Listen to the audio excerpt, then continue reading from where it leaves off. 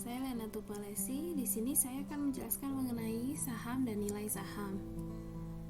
Saham secara definisi adalah bukti kepemilikan seseorang atas sebuah perusahaan atau korporasi berupa hak suara dalam rapat umum pemegang saham perusahaan atau korporasi tersebut dan dapat diperjualbelikan yang secara garis besar dapat dibagi menjadi dua, yaitu saham biasa atau common stock dan saham preferred stock.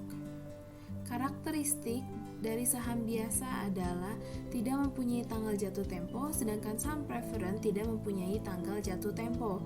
Untuk tanggung jawab saham biasa, sejumlah penyertaan atau jumlah saham yang dimiliki, dan saham preferred sejumlah penyertaan atau jumlah saham yang dimiliki berbeda.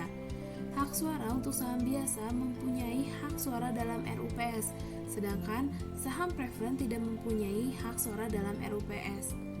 Hak atas dividen dari saham biasa ditetapkan pada RUPS, sedangkan saham preferred tetap setiap tahun dan sudah ditetapkan di awal. Hak likuidasi dari saham biasa setelah semua kewajiban kepada pihak dan saham preferred dibayarkan atau yang paling terakhir akan dibayarkan.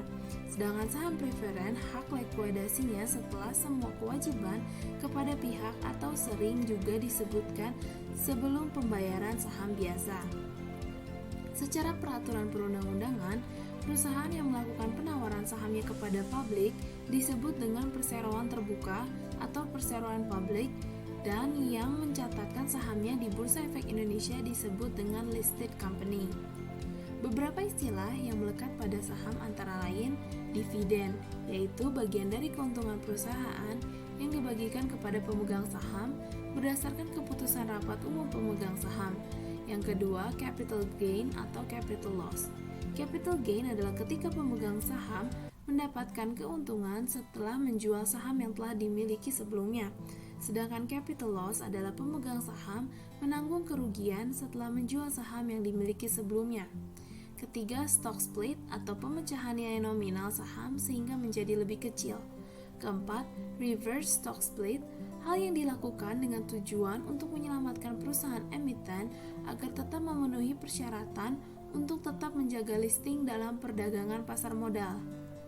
Selanjutnya, saham bonus, saham yang dibagikan secara cuma-cuma kepada pemegang saham berdasarkan jumlah saham yang dimiliki dan wajib menyampaikan informasi mengenai pembagian saham bonus kepada otoritas jasa keuangan.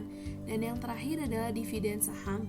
Dividen yang diberikan kepada pemegang saham dalam bentuk sejumlah saham, sehingga jumlah saham yang dimiliki seorang pemodal akan bertambah dengan adanya pembagian dividen saham tersebut. Selanjutnya, jenis-jenis pasar yang terkait dengan transaksi saham.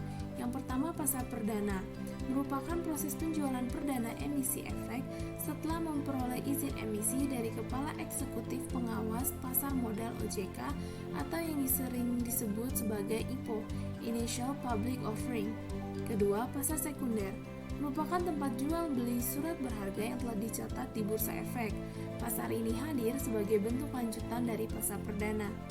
Ketiga, pasar reguler, pasar di mana perdagangan efek di bursa dilaksanakan berdasarkan proses tawar-menawar secara lelang yang berkesinambungan oleh anggota bursa efek melalui judge, dan penyelesaiannya dilakukan pada hari bursa ketiga setelah terjadinya transaksi bursa.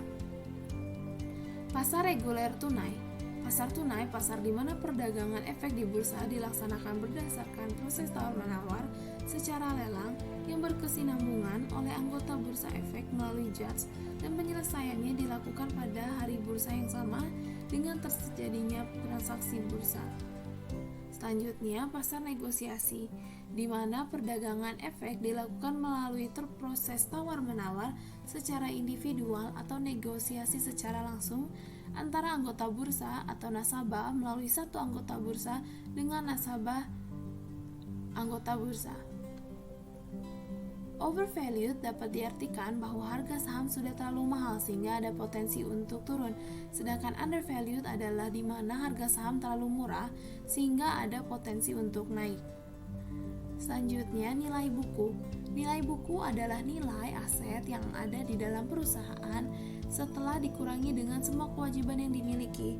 Nilai ini akan meningkat jika perusahaan mencatat laba dan begitu sebaliknya. Kedua, nilai pasar adalah total nilai saham beredar yang dimiliki perusahaan berdasarkan harga saham yang diperdagangkan. Nilai pasar suatu saham biasanya berbeda dengan nilai bukunya karena nilai saham mencerminkan ekspektasi investor terhadap prospek kinerja atau risiko perusahaan di masa yang akan datang. Yang ketiga adalah nilai intrinsik, nilai wajar yang seharusnya dimiliki oleh sebuah saham yang diperoleh dari perhitungan valuasi saham. Dalam memperhitungkan valuasi saham atau nilai intrinsik, ada beberapa metodologi yang bisa dipergunakan. Nilai intrinsik inilah yang kemudian digunakan investor dalam memutuskan pembelian dan penjualan sebuah saham yang dimilikinya. Sekian video kali ini, terima kasih.